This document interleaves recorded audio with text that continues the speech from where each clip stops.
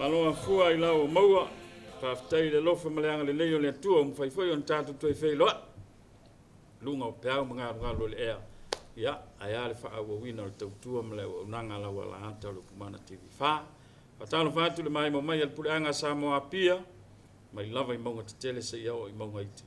Whatalo wha le tātou o tunu I ona tūlanga wha alupea. Ia, ai mai se le tāpua inga te talo le itu vai ale tala le lei. Whatalo wha mwha whelo iatu. La fua mai maunga. Tai tāpuai. Manui ai whaiva I lau tau tāpua inga. Ia, ai mai se sa mo o poto whatalofa. Ma wha whelo iatu le wha awa wina o tātou por kalame o wha ingoa ina tupu le wha tua o le tau longolongo. Alo mai lau mai moa. Leo ua. Fio mai le fio ngā pātele palta sala leota. Foi le fio ngā whaltua ia niva eti. Ia mai se le fio ngā te akono tuipea ato nio tuipea asiava. Wa alfa awa wina o wha moa le so. Ia, whatala whatu lau fio ngā pātele. Le fio ngā whaltua ma lau fio ngā te akono. Malole soifua le mea whaftai lama whawhelo I mai. Ia, whatalo fo I o le puleanga. Malole soifua. Malo foi le tau ata I fiau mga luenga. Ia, mai se foi le. Le whatino ina wala wina. I le whaingo fie. Ia, ai wha malo lava le on sai. Ia, tātou tatano foi, tātou sāwari vali. Tua foi, I si tiu te mai si whaiva. Ia, pe mana ia le tātou tala noa ona o le sole sa tele ina wha malu ai le leisi aso tāua I le kalesia katoliko. Leso le fio a o Yesu le langi. Ia, ai pe o leo ia le fuafuanga. Ia, o le a wha malu le aso sa. Ia, mana ia le sao no mai lau fio, ngapa tele wha manino le aso lea. Ia, o le fio a o Yesu le langi. Mal wha alo wha malboti. Aftai lau to fala ve. Foi fa fonga I o tātou puleanga I o tūlanga whapea. Mai la to umala bolo umwhaina mau mai le nei po kalame. Whatasi mai foi pāhanga to tino e mai se le mawe whalupe o Samoa. A fio malala fo I atu no mau. Ia ai o le nei ua tātou tāng fia fo ia le mata upo e tusai o le fio au Yesu le lang. Ia mo le kila fia fo e o le ua wa to faina le aso le o le fa malu ino o le fio ai Yesu lang e fa malu le asa wa te le ayo pule anga le lang pe e tau anganga le kalesia o e fa malu le asa e ona o le fio ai o Yesu le lang e pe e o fatasi ma le to e tu o lo tato o le e ona patpatia fa malu le asa ai ona o kalena fa le kalesia e ai foi pule anga lo fa malu pe le sto wa pa u la stofi e limas fulu ia aso a fa fo mai se tala e fa se fulu ia aso talu mai le to e tu o Yesu e la atu ia ilo na fa se fulu aso ile aso le fio a Yesu le la ia ona ia ile na mabenga na Yesu na uso mana tina sa isa fa tasi molon tina ole a o walu ilo tama au sauni fo ino fo anga me mo o to il falo lo tama ana fa pele ai o kili alu sao ai o tapina ina a fai o te ya ole a wina mai so ani mo to ole tasi persona po ole tasto pa ia ole anganga le ole tu le lai mai ai lo le aso tofi le ole a fio ai Yesu le la fai tau le lo aso anga pentecosto e se fulu ia so limas fulu ai lo aso le ala u fa malu ai nei te lo pule anga I fafo ia le fo ia tato o ta mau ale le fa maluino le aso ma taua o le a fio au Yesu le langi I lo tato pule anga o lo I tonu for kalena wa fa ta watu tato kalena I le tau sangante ne masino te se mama november ia o lo I te tonu le vai tau sanga atoa ne tau sanga luafis lo fulonu ia maulo ia ila le asu sale o lo wa tama wa e tu sai ona fa pena fo ona mai fo ima le fina ngalo le aki po tato wo lo lang te sia tato pulang ia fa malu ai pe I le asu sa le aso le o le afio a Yesu le lang ia le la fo i le o tatou tamau e pe sa fa malu mai fo i tausanga fo wa te atu fo i le tele ai fa malu le sa ia banga nai se mtanga luenga i fina ngalo ai fa ngala so tofi ia mfa ia ele tafia e pe o le nganga ina i lang tisi mtatou fa malu le taua le patpatinga wa le tele o tangata lo tuele mo le stofi te fo i usu ngalo nga ma fe au mtiu wo mona fa ta tiem fo ia ai ngalo le stopa ia pe la sale le tatou te fa malu patpatia ma fa taua ati le sole na fio Yesu le la ia pe ole sola le lo fa malu ne o la sa o no la sa o le so tu ia amai alo ina wa fio Yesu le la fa tau le waso na le fa ma le sa pa malu le Pentecost po le fio le ngam pa ia i lungo le kalesia ia nga la fa uma la sa o ia fa uma la stona e iva la ia Yesu ai lon se fulu ai lo la sana e patpatia ai lo le Pentecost ai o la stona lungo mai e iva ia Yesu le la pe ye le au ka ku fa malu e fa pe le fa mtala ngama la ngale kalesia ina wa fio Yesu le la sa fe me ya ele o apostol ia ma tina fu mai la to wo pe wo o le se fa mo mo ai sa ia la le nganga o apostolo ma la tina sa fa tasi mai la o le talo fa tawa nau i le fio mai o le ngang pa ia nof talo ta penem sa ni le fio mai o le ngang pa i pe fa pe i le la ia le va ngale ta o novena i vaso ta wai fo i mo le au ngale kalesia i vaso novena mi fai foi na i vai tula fai foi na i vai ia masina o fai no novena ma tula fa pena ia ai pe ole o aso ye tan no ye le vale o le fio Yesu lang le stofi fa tasi ai mal Pentecost na tupu ai le a vavenga ia o eva ia Yesu ia ona fio foi le ngang po ia o sa un ta pena ile apostole tali ia me alo fale ngang po ia le foi ai o me vai to tala no ai la tanga tel mata tiole le mano le tu mano me alo fan fa lo ia tau le ai ai inga wo umalola o ko se mawa ele voi ka koe fa fonga fo ia le kalesia i nei vai a sol to tu lo tato fai malanga le patpatinga le tu se nga lunga la apostol le tau tia fo yo metu poi le manda o le tu ele ngang pa ia na fa benga ina nei tau le ma kwale fefea i se me koe fo i kua ia paulo le mpana pa le sa folo fo na lela ile matau tia o le fatu tua ma le loto au nei tama le mawa i se ia no me alo fale ngang pa ia le fai si su tato fam tala ina le wingo fa sakala meto o le karsia le tuona fa olo ina ia nei ta ia pe ola u fam tatala tu le vai tau le ole ne ka ko ki fai malanga se ia wa tu la saule o le Pentecost o le afio Yesu le lang ia ona no mana ia le le afio I fo le ngam pai ma lo fa te fia fa popo ni val sa no le fio nga patel aftai mula mano ia ta wo fo le va nga ta to ia yo le afio Yesu le langi so ma to fa popo fo ia pe o sisi foi la sanga po sisi va nga ta wo le kalesia ina ia nga foi mai mal malamba pe on sa no patele wa le tele foi ta to mo ia ele o lo foi mal malamba le fa sanga ina ia alo na ta wo foi ma le fa pongai ele foi ta to patia foi le so le fio Yesu le lang a se la sanga ta wo foi ma se va nga ta wo ta to wo foi ia o le tāua ma le wha moe moe. O le tātou patipatia ma tātou wo o ia wha atino ma. Pei laun sano foi pātele a le novena. A ia ma whai foi lau na tātou o laina.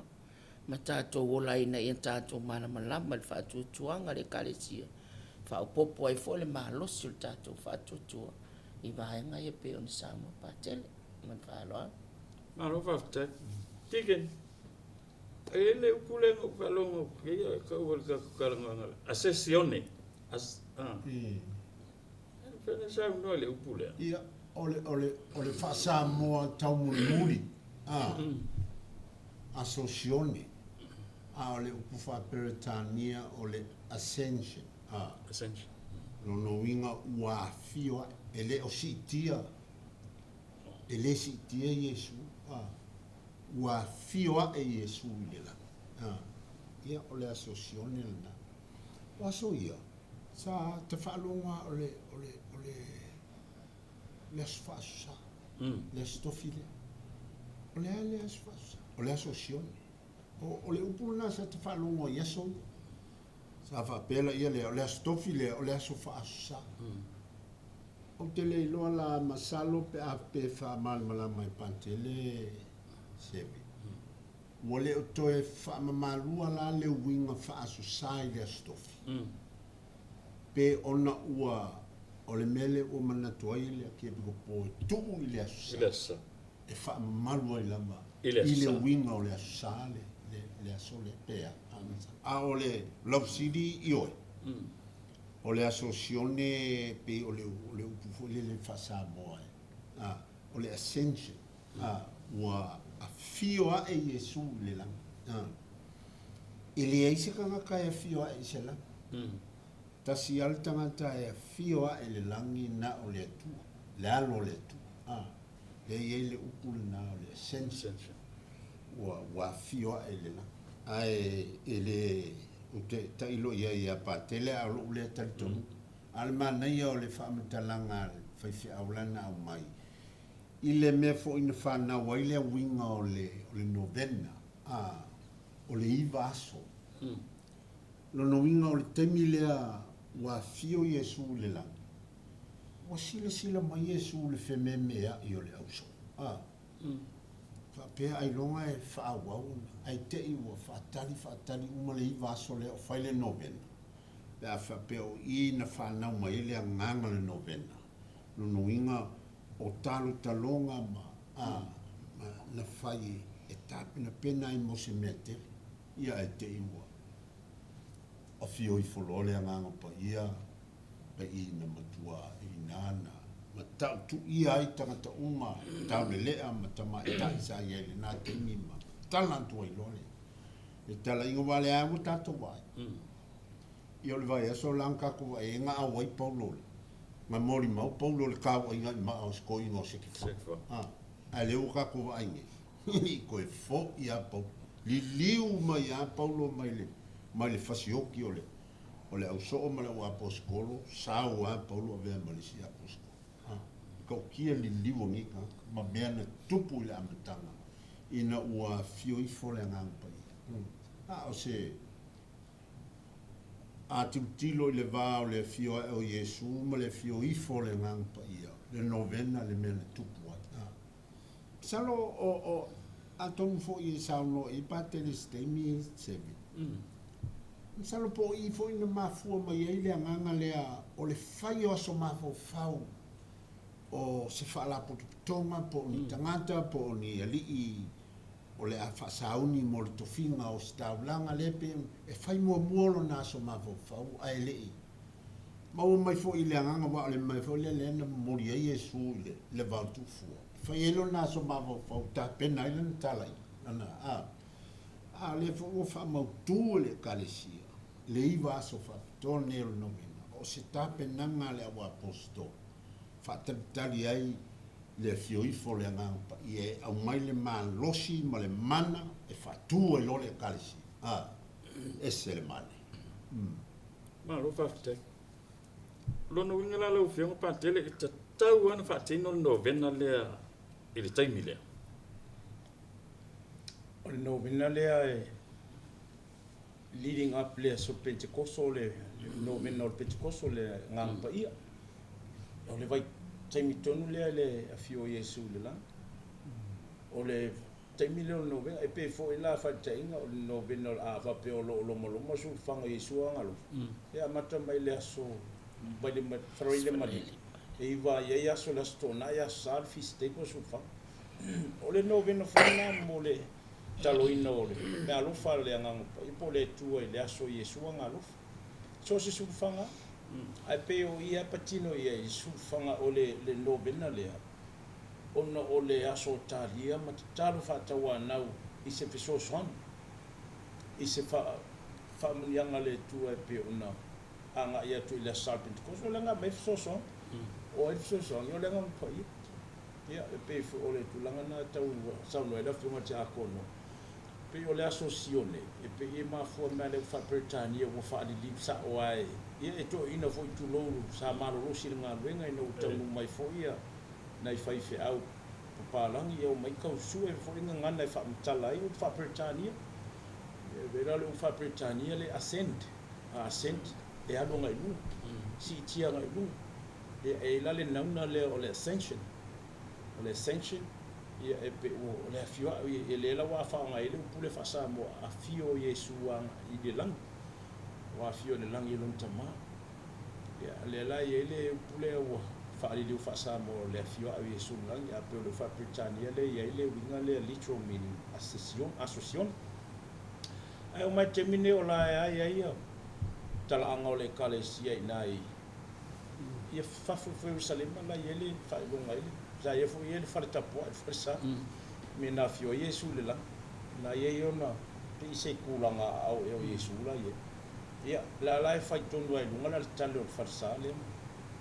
ai fa lo mo fo ya sa ri nga le fo e o ya imala sa ngam chip ba ima o ku fa so ngi el pala me sa fia fio ye le tu e ale manga ia nga ole noven hi o se fanga ino le mafo ma le ngan ya afaila noven o talo amata ona toe ole upu mai tu spa ia upu si e folo ma faitau me tasi o mafo ia ele ngata foi le ole mafo ngo foi le anga ile tu e me ola tu ma me fa pe ai ona ia ila o mana oma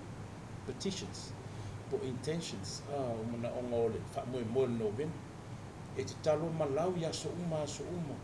e toi fai masanga lau ya so ia iwa fa tawana ile anga ole te talo ina o ne te talo fa tawana ma te talo mai o ile tua ina i tau fa mo ia e pela na ia iwa nga o taimina le ile ila o ia te tilo male ya o ngale kalesia me foka mau mai kai e fa pele iwa sole au a fio Yesu le langi e tu na olato me la o nei va so sa fa so tala no ai la wa apostolo i mene tu pu so fo Yesu o va benga nei fa marolo i ma lo fanga ino mo tu tangata o le menga ngai ave ai a pe telo ma ani mai a kopo i lungo le mongo le ngali li o fongo Yesu pa menga ko kala ngoma ko a wi fa so ai ko fa solo le so i fu o Yesu la lo langi tala no ma ia to mana natu ia ile mata tio menes tu ya le foi vesi ia Yesu ia petula a con ko fa malusi awaina ia i petelu le ko kalongoa ma ko fa solo le ta lato so i fuanga mai Yesu le ni ko kalongoa le mele fa pe le na vesi ia Yesu ia petelu e tia lo fa ia tia fa nga ya mamu le ngam ko ai ka pe ke e tele tel tu ia taule ale mo watala Yesu e li fa pe o kengia Yesu e se foi ale approach o tato i tu langa o me fa pe ne e fai malia mai ala ngona longo loto longo tino le sa longa male pe afita lai le e fa e se maka ko pe ai ka robo o kem ko ka mai tu langa ma pe na ba tu fa fonga mai po ka ko pula a ole li le ye ele fa pena no tengia pena makwa aba baui ka kori ya pete e lo fa ya mamo ye fa pela tasina bana sam kwa I fa manino ai ma ye fa malusi awa ile woline taulele nei tawo apostolo I termino le iwa so to fa so to fa manatu mai la tonga luenga Yesu la na fa ngaluenga tala ko fa malusi awa ya la to talia lupo ma u fa tali le fiu me le ngang ko ye pe on fitala Yesu la ma bai le awa ni lo tama e u nei fo le sosan yo le ngang ya pe kalkalanga le la ku kai no le no vena le I va so le e tala no mata u so o I tu singa tama le au le kalesia fathers of the church le mafu ai fo I fe confessio ai ma teu loto ma ia talo tu mau awale me koe popole awale koe kai kua e kai ia leo wingole ngā ruenga e kako wha solo mea ngai ume mauai mafaufaga lelei mauai manatu ma le lokotele ma le malosi aua koe ia pe o le fa'asoa na taimi nei o le iva aso atonu le sa'o foi la fioga tiakono o le mauai hoi ia ne vai taua ka ua o aso mafaufau mo le fa'afouga o le soifua o le galuega ua le fa'apega o iau fai kofi aoga ia gi aso mafaufau e aoga mo tagata o le ekalesia atoa e mo'omia se fa'afouga o le fa'afouga lea o le agaga paia o mea alofa le tua e sagafafaga ma saga fa'aoloa inai tatou ina ia tatou to'aga e molimau ia ma fa'atino lona filegalo e tusai o kakokalo ma le ulufale fale tapua'i ma le tatou fa'atuatuaga o lo'o ia ina So le saunoa le ufioga katoa aftai. So di si vanga ta le November le kivan mes. E u fa marusia foi le pe o e le vai taimi pela ona umatu le sulfanga. E tausia lo na iva so le November. Ai pe o aso nei ia o speciale le lawina tangata pela o matos fatitei os fale le uma. E fai ala matou te talo le chaplet e mau ke o ala whaatino le matou vaenga le aso le le uma e foi le anganga e lai mo mia tangata ma lai fia whaatau no le tatalo lea ai aso lai sau le novena le tusi o le aso lua le aso mua e tau le aso fitu ma le aso iwa whaangata whapena ai pio le anganga le ai pio laua o le wa uma le novena ana o whauau e tangata le tatalo lea o le suma pio la to vaenga tausina ia sfalele pe la nei matou ka le sieti van mes asfalele uma fa tau nu la to tatalo na ina ia pe ma fa tu ma wina lo to la to wanganga ile tausinga o le novena ia ai mesio fia e o lai na fo ima tatalo mo le chaplet e fo na mana ia fo le tala ngai so fo la sa nei o whaopoponga o mana onga o le ri ina e whaopopo ia i tātou te o laina ma mawhau a tilipe e whaatahua le tātou whaatuatua o a o le ala o pumoni ma le ola ia o loo vai ngā o tilo o le ala la usfisau no Iesu tātou tilo e le malima le tautu Iesu a mata ma le se kasio mua tau se kasio sfulu ma le wha ia o le atoanga na le tātou se walinga i poponga le tu ia mawhaari atu o tātou langona nga sala mo tātou winga whapena ia atu mai le ola ia o le ola o tātou wa a le ai Iesu e le mawhai o tātou tau te tari sua e lona tino ma lona toto tātou te mau ai le ola e whaavavau ia o le upu moni ia o le upu le fola mai e lana fionga le i toanga sa le ia o le upu le tātou te ola ina o tātou o langa whaleanganga ina i mawhai fo na tātou tilo ia le tāua ia tātou te tāpena ai awaro tātou wola whaale aso whai pia ina ia wane matele la mepol tātou whatutua ia mal whaaloa ma lo whaftai lo whionga te ako no mana ia le mele no el sao no anga le whionga pantele le whionga i tāu e pego tau ta i mai ai le mele le aso mawhau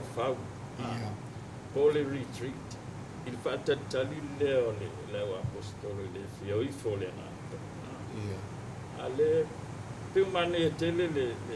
vai na le pe un fatino la tele o fa la poto e ta pena i se fa mo ia man tu fo ila a silsila ia ile evangelio lo fanga solo nei fo vai sa pase o lo tala noa la mai Iesu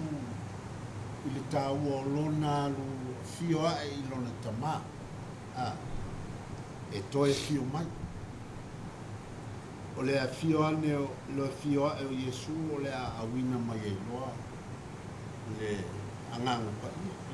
ia ma o le ala mai le ala voi lea e le mwhaina tukua e le kalesia e te ia ua e le ai e whaalilo lava ia tūlanga uma. A walenga o le soifua o tangata. Ma le tua fo'i o le whamai o le mena tupu a fio a Iesu. Ua si oa ka ngaka inunga. Ai sauloa le si ka ngaka whapena. O le ale me tau te tu e ma va vava aile. O le ali ile na ua fio. Ai oe mai e le mea lai au. Ai awale le sio ai ma. Ai sio ai le mea na mai le whatumunga tanto te whaia. A tanto fia maualunga. Tanto oe whaile leia ia. O tanto vātua oi, ma tanto vāna nofo, ma tanto oe tāla i le tala le lei. O no foko a kako fia le sile vuma te pa e tanto wau. A o le taimilingi. Wa fio ai kako lola ie, kako oe le la le ie le novena lea. Tanto oe ta pena le loto i fale. Baba ai tātou po lama ia ni ama noa o tātou loto ma fina ngalo. E whaafitali ai lo tātou tuwhaanga te lea wa umana wha fola Yesu. O le a fio i fo le anganga pa ia o le tutu. Ia ele o se mea fo le fio i fo le anganga le aso. I le kalesia. A o le mea lama na au te whalong na wa o mai lama le whengenga tuai. Na fio mai lama le anganga o le tua. O le mana iai. Ai esi taimi. Whailo mai ia leo wa fio Yesu ai whamai e whatari o la fio i fo le anganga pa ia tātou. Ia o se makua i mea tau o la o mori mau se ve o le lave ia pe a tātou su ea whaale tangata ma tau mawhai e momono lo tātou i loa whaale tangata su ea i neme pio mi o kako vai nge wa sau lungo le social media bo o ai ngofo social media ma fesili mai ma ku upu muko nga isi kai ma fesili mai ma o mai nge ai o te ila wa moli mau a vai lo tato fatotu ma kako ku fesili lo le me a ko ku fesili me o foi ka wa fe ka sanga wa ka o ko mai kia o kako ku anga molia tātou le kalesia ma o tātou ia o onga le kalesia o le loto matala a le lama le loto o tangata te tala tātou te lo o mea o mai kupupu i le aso ma le aso a wange i eise sau fai mai le sau ia mako ko ke le mawai mea nga ko o dole i le wha maoni nga ko i ngā mau langa o le olanga le tātou te olai. Whatoa au i loa le atua i na ua owa ai mea o te vai ai matua i whaafoi nai lo tangata. Na o i loa le moni o te lo soifua le aku. Ai a whamai o ke aluaku o i le atua lai le leia mau o loa ma ko ke la ua kua le whaapukunga ma ngā lo kauko mai. Ia le ai longa moni ia mea. Le mea moni lama o le tangata e tātou te langono o le tātou wingang sala whaatalitari. Nanga e tele mea na au mai e le atua. Mai lo nalo au mai le anganga pa ia leo wa kako wolai. La le isi mea lai fuonga. Kako angau fua isi mau mea lai fola mai e isi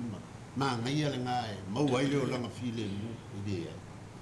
I ngā ngawa kuai unianga ko e mai e rua punga. Ola, le ngasu la le whaurela i mai kuai. Le ai ase whiololo isi vai leo ke vai ai. Ngai lo le vai le whaurela i mai kua punga me. Maro, sau noe leo whionga. Tiako. Leo whionga patele. E la se ngau novena ia peila novena le vai teimi le mai le aso maliwa ngai le aso Yesu ngalo fa maman ya sulfa ya mali novena la le taimi le fia Yesu le langi wa te vai e ya tu si e va te fa solo il novena o inana ma foi le wa ya so si sulfa ma so si intention in faina fa nga ya o ta novena i ba so ta o novena le i ba so le ba o le fia Yesu le langi ma le pete ko solo tu so nga venga mta momo foi o pesulu sufa ai tonu le maule na le keminga nga fio Yesu lang ya wa mo foi lo lauso ia martina pa yo maria tina fao ina o latou galuga le sa kamafai ia o le nei aso e iwa o le tatalu ma whanonua manu ia kau whaatumu le utua fo'i ngā luenga ma le whamamianga le tua e ala i anga pa i ero nā whiuifu na so peniko e le whapela o a le whaua e le kalesia le nā awa o ngā ma le mau mai a mata mai le nā i vaso e ne i vaso sanga tu Iosefo novena e le i vaso sufanga i le whinangalo pa i o Yesu e i foi le i vaso le novena i Yesu a ngā lofa ia maso sufanga le koluspa o Yesu e pule ale kalesia le latou ia sufanga i faifun fatin o le aonga lea no le tāua ia e nofo talo mo indulgence ia matuna o pena fai kopsio ta pena e mo se lau le leo le afio i foi le tu ale i le nei sufanga tāua pe o le nala le ua o taia ia i matatou mun taia o le novena o le iwa aso ia mo na whamoe ngā mana o i mo mori ai te talo ia a whapeo talo le aso whingalu pa o Yesu le aso le umo aso whanga ia le tino pa ia maltot pa ia maltastot pa ia e la whingalu pa o Yesu i tua ia o le naso whanga fo e na talo a litani o whingalu pa o Yesu o te talo anga i whingalu pa o Yesu a wheo novena ia i sanga Josefo le litani o sanga Josefo o le likangi o Losalio o te talo uma ia e a fia i tono novena i vaso ia e le leifo ia malamlamo fo i tātou le winga ma le aonga le kalesia o le novena e i vaso e pena whailofo i tātou faso i vaso pe iwa i tūla whai e tātou asisinga le karistia le i vaso fo i po le iwa i tūla o le novena fo e ale na le po le iwa masina ai a whapea e o whafo le novena whapea tātou te pēla a whatetema o le aso ainga aso fore le muamua ma le aso fore ma le stona i muamua ona o devotions ta ua waitasi le masina tātou whaamaru ia po o tūlanga whapea nai o tausi o le kalesia e wha sulfa iai ainga ma au lotu e kalesia ma so ska aputo ia e pe o le e iai le aso whapito le masina po le vai aso fo e tasi le vai aso na tātou pe lan sau nola whionga le whatu na se freili ma ngai o fo ngai e wha ia o se whatanga kalukausi le e whaatalata o tātou i le tua o teimi ma e pe whaatino i le aso whaleile ma vai aso taitas to tātou taloina o taloi ia awaia ia langa o tātou manganga o mani ma na uma so se mea pelo le ia talo ka ko kere fatal tali fa pese fa se noven o tātou vola msoifua tātou tausia i vai aso uma po masina uma ia te talo tausia le kalesia ia le pe vola le masina le masina o Maria ia le vola o fa lo foi e le whapela na usi masina o masina pe wha moe ma whapitoa masina lo sadio no masina o tinapa i o Maria telefo i mene tupu ai soifua o tinapa ia le i siti ele lang ia whaalinga tūlanga whapena apparitions ia mafua i fone whaamaru nei masina o tinapa i wato whale kalesia ia o te tausi uma ia vai aso uma maso uma e leo whape whakarikaisi whaise noven nei vaso ua o te talo i tangata o fia pe pese ai te talo tausi ai aso umama ia maaso taitasolo vai aso po masina uma fo malo ka fte so no ni mana tua le usang no patele le ta o te talo ai pauno le kalesia esele tele o te talo mai tamu fie ele fu usang no patele ele fa tapula ia ni aso o le tatou o awhainga lotu i ainga i o mawhitanga i whalakotonga tātou te whaata ua o mai te tāra. Mana tua le lotu le fua le ngawhai le tausanga te nei i tātou whalisa. Le ena au mai ele ta talo o mana o ngai na whai e le whewhi au e whakasa. Na e whaafofonga le na lau mai le whakasa i le whewhi au lea le ta talo sangato Francis. O e mai tau al mena. Yeah. Tātou tilo la ia le wa take over mai e whewhi au ta talo ia ale kalesia. Na ngai ese le matango fia upu. la fo la wa talo mai fa fe au le fa kasa il fa nga lo tunga fo ma tango fi ia o te talo o mai ale kalesia ia le au tatou faalongo la isi e kalesi bo mai au mai ona o le tāua le latou foi faafofoga pei foi lana saunoa patele e foi litania tāua le litania likagia sagaka iosefo litania o malia ia o litania finagalo paia ia ae auga i le faamoemoe le taloina foi leo te talo i o le puleaga ma samoa atoa lesi te talo tāua na le tau te faia nei talo sia uma le atunuu ia ma tatou ekalesi o lona matongo fie foi la o le tāua o tatou e te talo ia wale o tatou o lo foi le pentekosto le la tatou faasolo tia ia o asoane ia le mawhai ana misi le te talo mua nga o le nganga pa ia iso se mea o mai taimi nei tatou te talo ina mua le afio ifo le nganga pa ia afio mai afsoani mai talo na le tau te talo ina ia so uma ele fa pe foi la pensa no pate si kako o pentekosto ko akakalo le talo le langa le tatou fai pe a matai tatou lotu me uma so se me fai ia mal faloan ma lo fa fta ka wo ke le ngumela ivali tikena ia ile Iva le iva le afa le la kapi po le iva le pe fa la kapi le ka kalmo ia ole ele tāua tele le foi numela wa ye lo na winga mali ai ona ole moni la ia i tua ole faitaunga o aso mai le fioa e o Yesu i le lami ma le fio i fo le ngamba ia i le wako store ia e le foi numela na ole iba aso fataltali o se temi o se taimi umi to e tāua o lo no winga la e tau mai a tātou o le winga leo le soifuanga o le kalesi langa o le tangata e te tau na tau iwi e whai aso ia e sanga mawhau whau sana tā pena pena e le mwhaina whaatusi tu sa tātou i lea lo le atua langa o lea lo le atua o le atua e le whaatusi tu sa fu i tātou i lea ngampai langa e whai a ka kou iso ai tu mau mai ale ngang pa ia tato e whai a ka kou le fia ia ka o le winga le tala e whai a tato vai a o le ngang pa ia e tu mau mai pia e fiu la le tangata e fia whai mai ni ana fōlinga e fia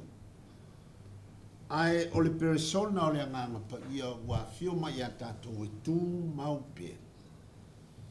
o le me foi le te fai atua o kiri kai ngo i oi ia me o ma ko le o ko e fio ma ia le nga o ma ko le o ko e sau ia o ma to le o to e tu ai la ma ka ko ke patia le tala anga o le tatu fa o le tanga o le isi vai nga ta u le nei o le tala anga o le fa o le tanga o tangata o le to tu le o tua o pate tua o le toi tua o le li. Fio le li le langi, e le tu o tātou e le tu. La e maua, leo le fio i fo le angang pa ia. Tu mau pea, tu mau. Uma le au ngā tupulanga, mai le au ngā tupulanga. E tu mau lava le mori mau, i le tala le le. Ua e tilo le le ia. Ua na o na tele mo meo whaavaa ese. Ma mo meo mata pule ua whaapipi lunga le nganga pa ia ma Yesu ma le atua. Whaapipi e lea tangata ma lea au ngā tupulanga. Ina ia fōlinga e ese mai se atua e lātou te patipatia. Nai lo le atua o lo tātou patipatia eso. Oi le atua e tavi mai i lo tātou pōpuanga ina. Taimi uma e le avesea lea moni ma le tangata. O le avea tātou matangata, tātou te puapua ngati. O ai tātou te sulfa i ai, tātou sulfa i ai Yesu. Tātou sulfa i le atu. La e fio mai le nganga pa ia mo tātou. Ia, o le ala lea kaki fia i lava ta ita i ai. Pāti patia pēa lea lofa ma le anga le lei. Le anga le tala anga le tātou. o ke li mauangi o ke fiu e su e aku ia wa o ngafo ma me ia ka momongo mai o ke li lo aku po o fea o iai o kalangol mo tangata ile fa ma venga ile o sa o ale a o lenga ile o se fa ma venga ele tato e tau soa e fa tasi ma le tua o tato puanga ai le sau bo umanga fio mai Yesu e amo ma fola le na me te le mo tanto ai o ngi mo me fo ka wo mai ili o ye li tai on malole lo fa tu ai ni fale ke le mangi o loa ke le mangi kupe ke le mango e tu maulama Antonio e mativa lava ia ai alofa mai ale tu ila na pule faso bolamba le moa malo sa no ma dai o Ellen o tala no le bele ngove ai o va kele le misi se ngove nga vai ke yo kalunga ko sange e la ele wade si vanga nai si vai ngale o fio pa tele to fisa no ai le novena male fio a Yesu le la ia pa wale nganga ia o le fa marusi au pe tau fa natu le tau a tele o le novena ma tu langa foi fa pe ele fa pe nga fa tau no foi pe e vai mo la lo tu langa a o le kwa ka wa ma fo fa ponga mai ia male si foi va nga ia ele fa pe a uma nai va so mo foi le ai fa tuanga ia o ia tom se le kale si e fai ma tato talu tu mau devotions ia so uma ia fiafi lo fai nga loko ai nga fiafi martaia o le hoi ele lo poto e fai ata stolu itaia au talu si o devotions ta stolu pa ia eu foi ala fiafi ia a fai lo salio o devotion talu se le kale si ua o lai tangata le kale si ma fiafia e lau ma ua fai o se la ia ngā luenga pitanga male, so tanga male langi. I le o ave ia le nā wha moi more le ngā luenga le po tausi aso uma. Ia po tasi le vai aso. Wa o mo foi wha pito aso le vai aso. Ia stai tasi le vai aso e le kale si e tātou te wha mamalua. Aso le pe o nganga o yo la wange pa ia ango tausi. Ia pe o le aso le ne. Ai au polo sa tangato Iosefo ia wha penga wha solo ai. Ai o le tāwore na ina ia whamarusi au ia i tātou o nei mea uma. Na ia sira fia mai loa e tātou. O lo tātou whātua tua e suru whai le tua i mea uma. Pe sa ngola whionga te ako, pe makiwa le kingo ai oa le whaaleanga. O le tō whare nā le tua le whamarusi au ai tātou, au i teime to ia i tātou. I e pe le mamai o tātou soifuanga maa inga ai wala au i e le tua le mariuma le oti. Le mafatia he o iai tātou. A o vaenga la ia e whainga fōfō mari ai ma sosoangi lo tātou whatotua. Tau whamawhanwhana i tātou. Ia a whaifo motusia se maftanga po alawa me tupu soifuanga ua wheesesia e foi whitutua nai. Ia e whapena o le tataru tausi le pe ia mauelu tanga. E pe whorasa ngola whiunga le whatua talo San Francis. O tau San Francis mole la lorangi ato e muringe ia o ngā whewhuritua ai na iele e kalesia poitsan ai o luma o lewa soifua ai tangata o mole kalesia lau kerusiana e iele talonga San Francis sa soifua malau at ia o le ai tau sifo ia so telo e kalesia e whesosoangi i lo tātou o langa whaatino ia le whaatuatua talu tausi o devotions ia whape fo ma novena mafuanga le na e sulu fai makako vai anga i luma le mawa e o mea alofa le atua e fo ai mai ma fanga i lo tātou so e fufale aua nei vai tātou e pe o le whakainga le tano fo i lau so ma lau apostolo ma tina fo i nava i taimi na fio Iesu le la e tu ai na o lato ia o fe memea i pe o le se wha moe pe o le se malosi e pe wa vete talo e to manga ia e so soangi ia la to tali ia le fio ifo o le so soangi o le nganga pai ia pe o le fa manatu fo ile le tāua fo i pa i o lau kerusiano a mese le tātou le kale se katuli. Ia whai mā tātou fo ia vāenga tau se soi fuang i le arwhai tai au o le afiafi tau ono vāenga e tāua tātou taloina maua e tātou ia whamunianga e tau o indulgence ia makalasia fo i o le tamau ainga o le ali e soangi a tātou me umai kako ki mga umi. Ia epe o le vaengala na o le pai teimi leo le anga ia tu teimi nei ia tāpena i fo i mo le novena a wā mai ala sal Pentecost o lona so ngafua e so ai le si fo ia so tā wale vang wha mamalua alu po wa o se fulu e net oi po wa balu e tau sanga talu wha mamalua e lea so fingalo Maria e po lea so le Pentecost o ngai la so sa a so ngafua lo ta so ai a so tā o tina po e o Maria. Alo whaftek. O te lango ina fo i ma i sangoanga pa te le meane o te talo o tātou le wa whaia pei fo na maari le saunanga atoni o le si fo i tū ai be o la o titilo i ai e pe o le moni lea o le kalesia tātou pe o le tau te whaia le upu lea o le tātou au penga lea o le te talo o le tātou au penga lea o le Rosalio i a Maria ia so uma ai pe o le moni fo i lea e wha atupu e le tātou wola ma le tātou wha atu ia wā kako e vai ma e le aisi si a toa ai pe o au penga ia le kalesia ma te talo mana o onga o le wha amalo si au e tā pena le tātou soifuanga wha le anga a wale o langa ni tātou a wā a tātou le o i mea nei pe whala o sakala meta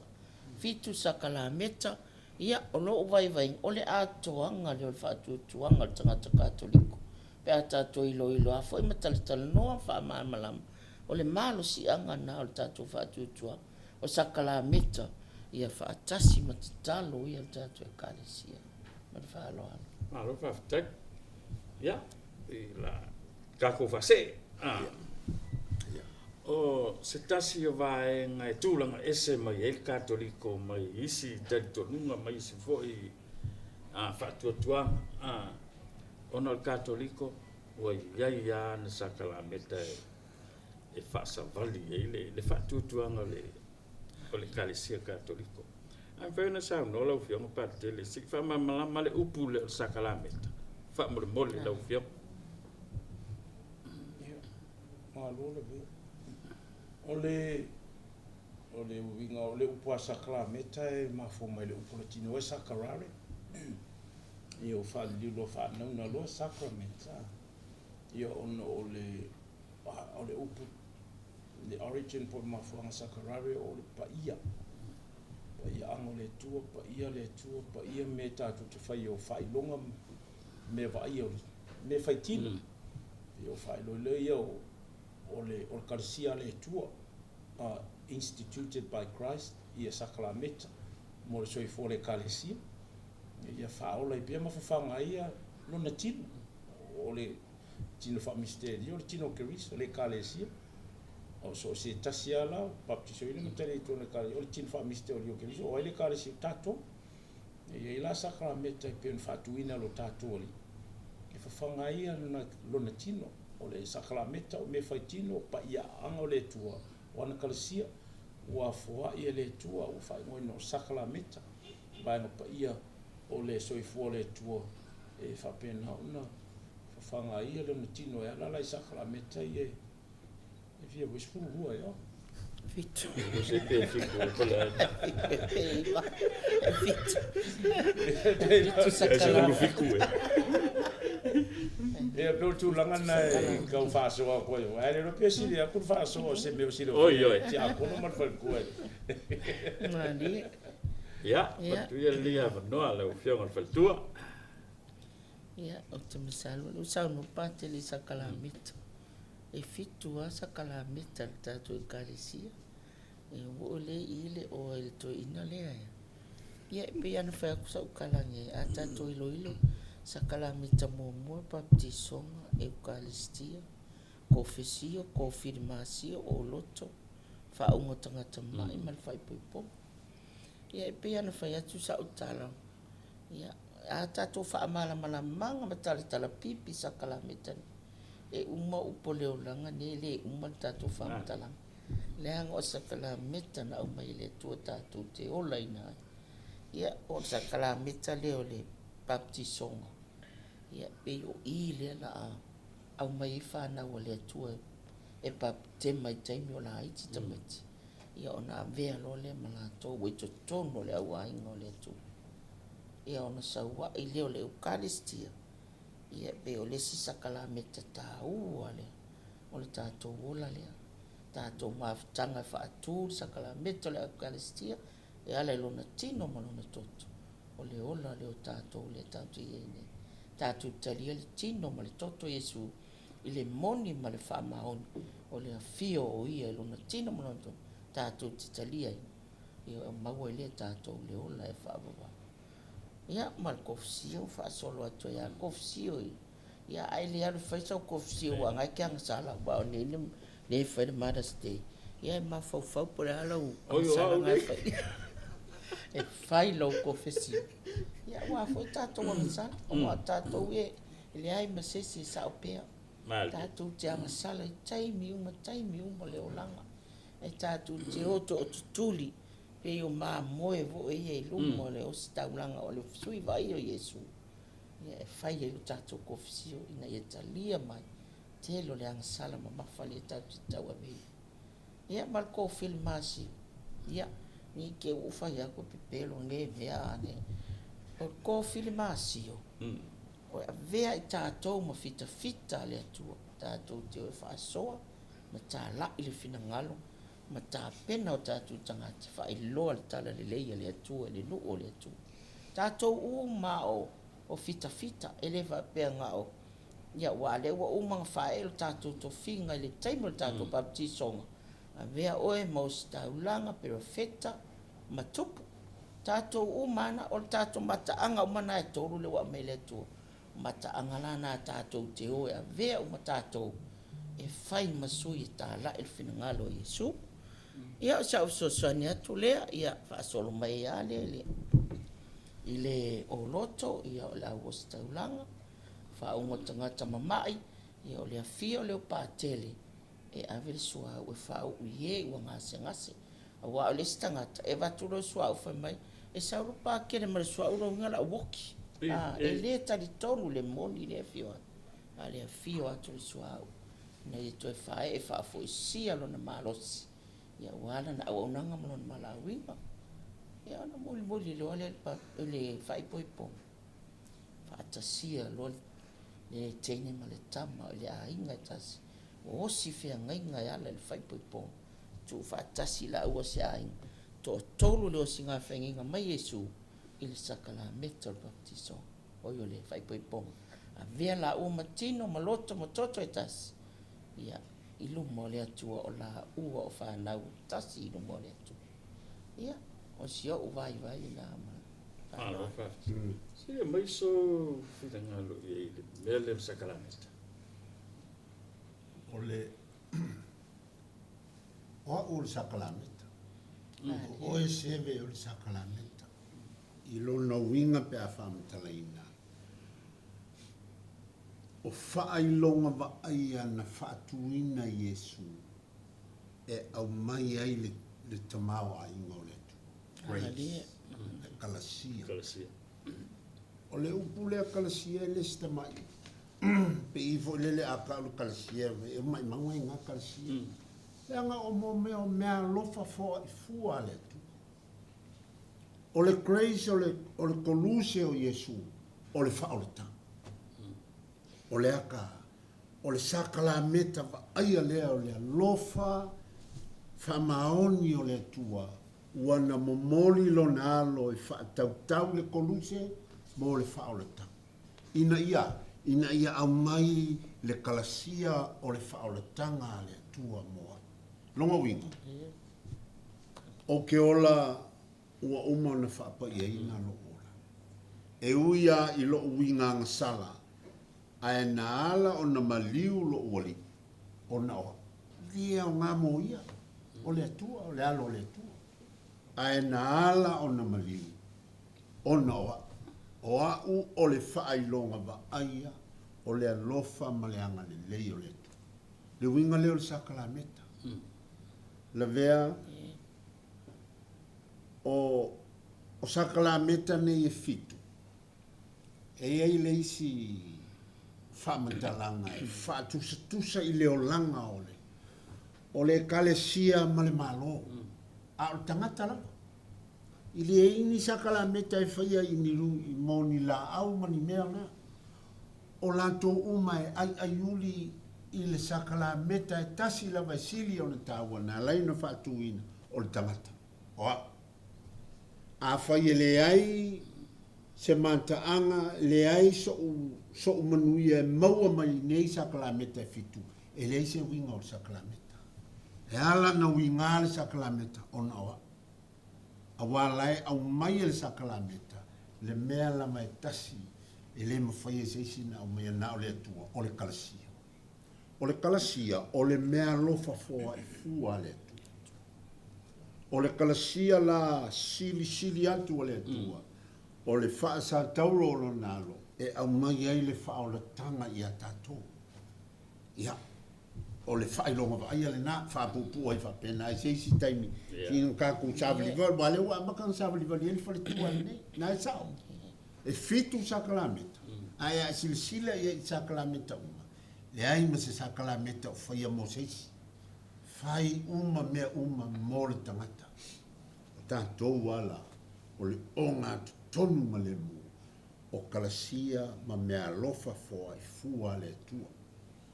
Ai nao le kalesia katoliko la ele fitu le. Ia msalo le atato fam tala. Na le mo wa ia tu fa mai tu kilo le wati le be. La u fa ilo ma tato te. Ai se va tu le no le fionga patele tato fa mai ai le lo fiong pat lo no wingo le. E pe on sa no o le tangata o le onga tonu le o saka. Lo no winga o le fitu sakala metale e te tau no fa ai umai katoliko. Tangata totas. O ile o sa o ka ele fa pe fa uma e ka ia le ai o uma ka ma ku ka manga ma ba le le o nga sakramenta ma le me fa pito ia fa kai a fa pe o katoliko fa nga mo ku lo fa fonga o pa kiso le o ia a fa pe o ma ku ifo fa e sakramenta confirmasio pe mo fa au fa le ile confisio ma le kalistia ma le confirmasio ia alua ia fa pe o ma ia o kakalo le fa fa mo le fa ua ole o sa balinga ma le fa ngamanga le tanga te fa pe na e ia la ba nga ia le fa o la ina o le nganga ma le fa uina a fa pe la o filfilier ko finga patele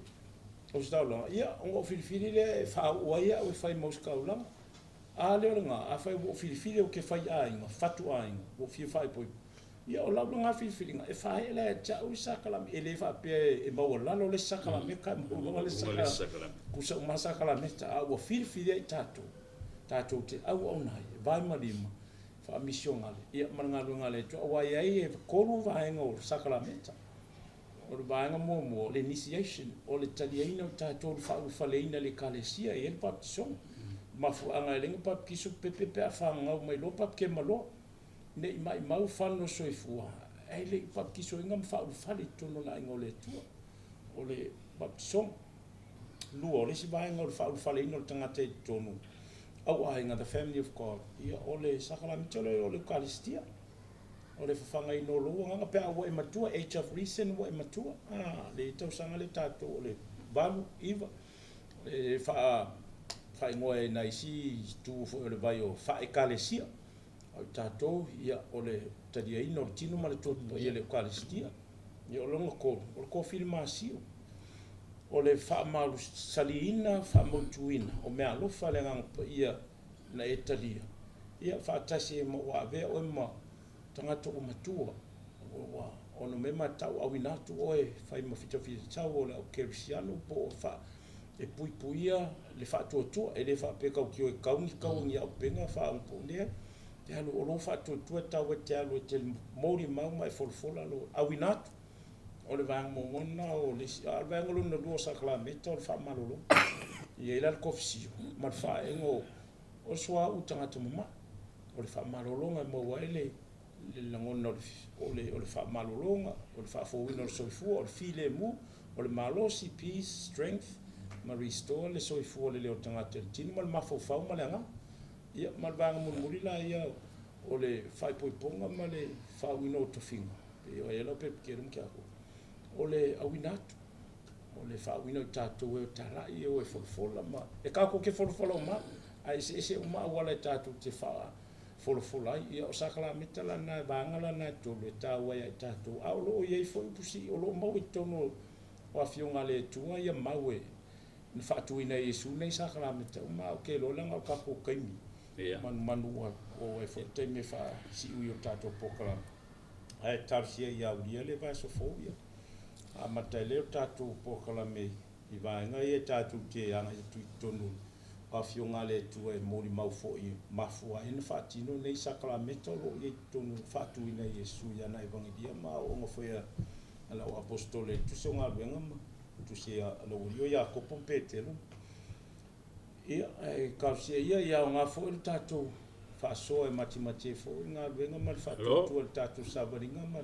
ka kowhenga malanga newa i tau ia manu i tele lava le whaasausaunga i o tātou puleanga